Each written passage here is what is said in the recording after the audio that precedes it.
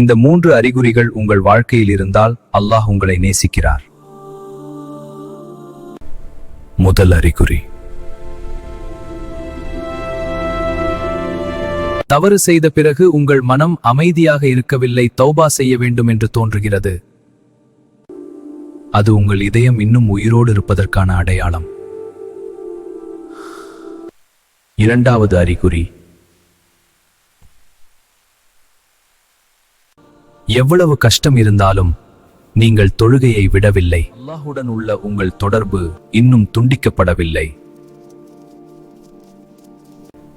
மூன்றாவது அறிகுறி, அல்லாஹ் உங்களுக்கு நினைவூட்டிக் கொண்டே இருக்கிறார். ஒரு வீடியோ மூலம், ஒரு ஆயத் மூலம், ஒரு சோதனை மூலம். இந்த 3 அறிகுறிகளும் உங்களிடம் இருந்தால் அல்ஹம்துலில்லாஹ் என்று கமெண்ட் செய்யுங்கள்.